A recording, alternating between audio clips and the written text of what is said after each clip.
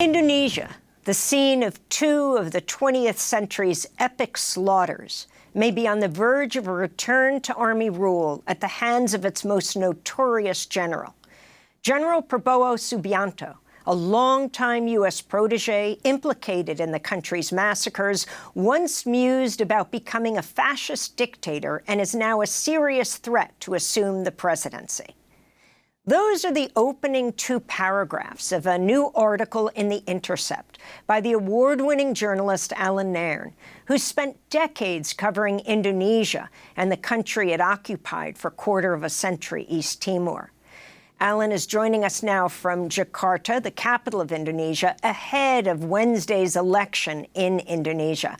Welcome back to Democracy Now!, Allan. Why don't you start off by just laying out the scene of what's about to happen tomorrow and who exactly Prabowo is? Well, General Prabowo is the most notorious massacre general in Indonesia, and he's also the general who was closest to the U.S. as he was carrying out his mass killings, abductions of activists, and systematic tortures. He was also the son-in-law of the former dictator of Indonesia, General Suharto. Prabowo described himself to me as the American's fair-haired boy. He mused about becoming a fascist dictator. He told me Indonesia is not ready for democracy. And he described in detail how he received training from the U.S. at Fort Benning and Fort Bragg. How when in 1998 Suharto was falling and he, Prabowo, was in the process of kidnapping activists, he was in regular consultation with the U.S. Defense Intelligence Agency. In fact, Prabowo told me that he reported to the U.S. DIA at least once a week. He also described how under a Pentagon program known as JCET, Joint Combined Exchange and Training, he, General Prabowo, brought fully armed troops into Indonesia on at least 41 occasions. And Pentagon documents back up Prabowo's account. According to the general and those Pentagon documents, while the U.S. troops were in Indonesia, after, as the Pentagon put it, Prabowo opened the door to them, they started doing reconnaissance and making plans, contingency plans, for a possible future U.S. invasion of Indonesia, as Prabowo put it to me, for the invasion contingency. So these armed U.S. troops, which Prabowo brought in to Java and Sumatra and other places in Indonesia, were laying the groundwork for a future U.S. invasion if the U.S. chose to do that. This is particularly interesting since Prabowo styles himself, as he's running for president now, as a nationalist. And he attacks anyone who opposes him as an antek asing, a foreign lackey, when in fact he is the one who was closest to the U.S., who was helping the U.S. plan for an invasion, and who in more recent years helped to kill a workers' rights lawsuit against Freeport-McMoran, the American mining giant, which is stripping the hills and forests of de facto occupied West Papua. And he is the general, most importantly, who led many of the massacres in East Timor after the Indonesian army invaded with the green light from President Gerald Ford and Henry Kissinger. In one case, in the village of Kraras, Prabowo and his forces killed hundreds of fleeing civilians. He later was involved in other massacres and directing assassinations of political activists in Aceh and West Papua. And now he may be on the verge of assuming the presidency. He's tried for many years to seize power. He's tried multiple coup attempts. But this time he has the backing of the incumbent government, the incumbent civilian president, Joko Widodo, Jokowi, and the state apparatus is being put behind General Prabowo. The army and police are going out and intimidating poor people at the neighborhood level. telling them that if they don't vote for Prabowo, the authorities will know about it and they'll be in trouble. People are being threatened with having poor people are being threatened with having their government rations of rice and cooking oil cut off if they don't vote for Prabowo. Academics who recently spoke out against this use of state power to push this general into office are now being visited and intimidated by the police. And last Wednesday, there was a meeting that included Army generals and intelligence officials, where they discussed a plan to, if necessary, do voter fraud to push General Prabowo over the 50% threshold he will need in order to win in tomorrow's election. It's a 3-candidate election, and if he gets over the 50% threshold and gets a sufficient number of votes in the provinces outside Java, he will automatically become the president-elect. And the plan that was discussed at that meeting among those senior military and intelligence officials was that there was an existing plan to do fraud, if necessary, to push the general over that threshold and impose him on Indonesia as their new president, really their new ruler. Allan, I wanted to ask you, you mentioned that the incumbent president, Joko Widodo, is backing Prabowo. How do you explain this change since he defeated the general in 2 previous elections and once talked about actually holding him on trial for war crimes? Right. It's a very important question, and it has a lot of Indonesians outraged. When Jokowi defeated Prabowo the first time around in 2014, he, the incumbent president, the civilian Jokowi, had the support of many massacre survivors and human rights activists. And they did, internally, the Jokowi government did talk about putting General Prabowo and other generals like General Suharto and General Hendro Priyono on trial for war crimes. I've been publicly calling for that for years, and also calling for their U.S. sponsors to be tried for war crimes. And in fact, in the early years of the Jokowi administration, I met with some of his advisors in the palace and discussed this with them. And what they kept saying was, yes, yes, but it will take time. This is very dangerous. We have to go slowly. But they said that that was the direction they were moving in. However, they never got there. They never even attempted to stage the trials. And then in 2019, after Jokowi defeated General Prabowo for the second time, Prabowo staged the latest of his many coup attempts by backing street riots that involved mass looting and burning in Jakarta. And it was at that point that President Jokowi said enough. He couldn't take it anymore. And according to intermediaries from both sides, from both the Prabowo and the Jokowi side, Jokowi then decided to bring Prabowo into the tent in the hope that if he did that, if he brought him inside the government, that would put an end to the coup threats and the incited street riots. And in fact, it did. He brought Prabowo in. He made him Minister of Defense. And the two then grew close. Their interests coincided. Jokowi, the president, became increasingly wealthy.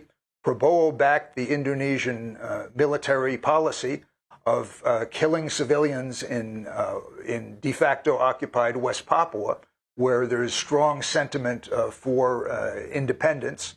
And this time around, when this next round of elections was coming up, the incumbent civilian president Jokowi decided he wanted to try to extend his own term, even though there's a 2-term limit, as in the United States. He looked into options for maybe getting a third term or maybe postponing the elections, but he wasn't able to pull those off. So he made a deal with General Prabowo, with this massacre general, who was responsible for the slaughter of thousands and thousands of civilians across Indonesia and in occupied East Timor. President Jokowi made a deal to back him and use the state apparatus to help install him as president. And Jokowi lent his own son, Gibran, to General Prabowo as his vice presidential running mate. And he did that even though the son of the president is too young to be vice president under Indonesian law. There's an age limit. He's only 36. You have to be a minimum age of 40. But he strong-armed that through the Supreme Court, where the president's brother-in-law was the Chief Justice. He strong-armed it through the Electoral Commission. Official state bodies have already ruled that those two actions were unethical, but it doesn't matter.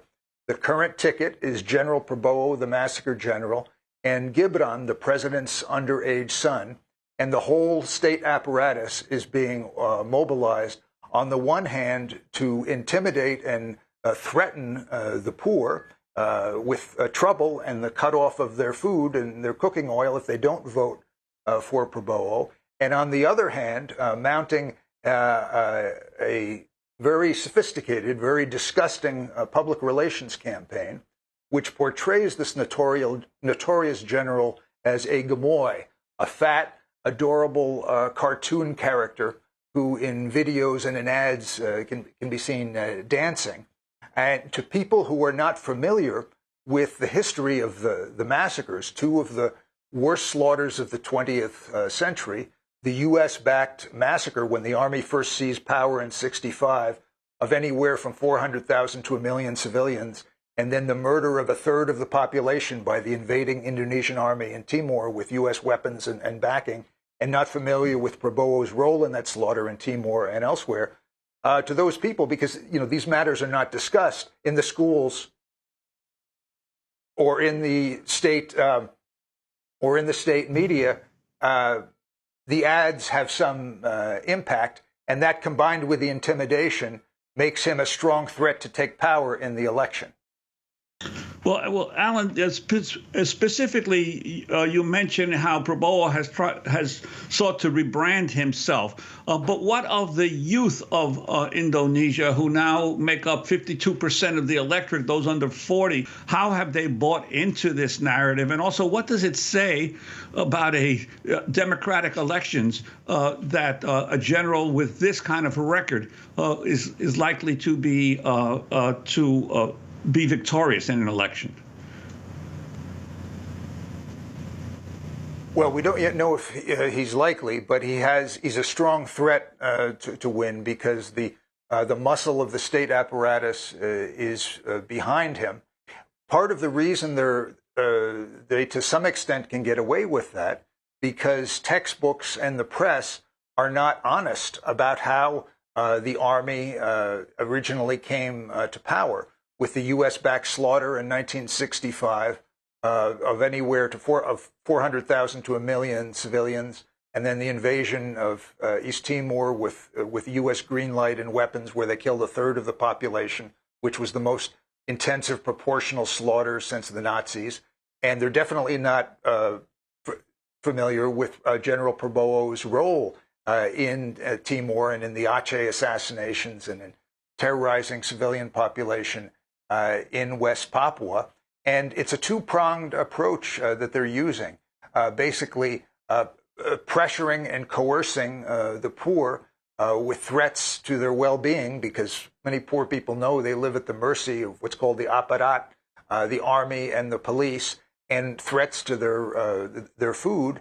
And then for the middle and upper classes, and especially the young people, this PR campaign that portrays the general as a cuddly cartoon character, and none of it would be possible without the backing of the incumbent civilian president, who basically bowed to Prabowo and the army after Prabowo's 2019 ultimate coup attempt. So by violence, Prabowo brought himself inside the government, and now that government is preparing to attempt, if necessary through fraud, to install him and give him the ultimate power. And he's talking about modifying the way the presidency works, returning to an older draft of the state constitution, which could make him a virtual dictator if he wants to be.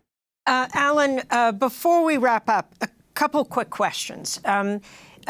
Prabowo is the former son-in-law of the longtime authoritarian leader Suharto, responsible for Indonesia invading East Timor. You and I survived the 1991 massacre there, where Indonesian soldiers, armed, trained, and financed by the United States, opened fire on defenseless Timorese, killing more than 270 of them. They beat you up, fracturing your skull. Talk about how Prabowo's involvement in Timor killings in Indonesia as well. And then his supporting of coups led him to where he is today. I was amazed that he was willing to grant you an interview years ago where he talked about becoming a fascist dictator, and where he stands on everything from ISIS to what's happening today in Gaza. After all, Indonesia has the largest Muslim population in the world. Yes, well, I met with him twice in 2001, and I was meeting with him because I was investigating two particular murders of civilians, and I wanted to find out what he knew about them. And I think possibly he enjoyed speaking to an adversary. But regarding the Santa Cruz massacre in Timor that we survived, Prabowo said to me that was an imbecilic operation. And he objected to it, not because of the hundreds of Timorese the army slaughtered, but because they did it in front of us. And because they did it in front of us and we survived and were able to report it to the outside world, and other foreign witnesses like Max Stahl were able to do the same, we were able to get the U.S. Congress to, over time, through grassroots action in the United States, cut off for a while the U.S. Arms supply to Suharto, which helped to lead to Suharto's downfall, according to Suharto's former security chief, Admiral Sudomo. So Suharto said that was imbecilic.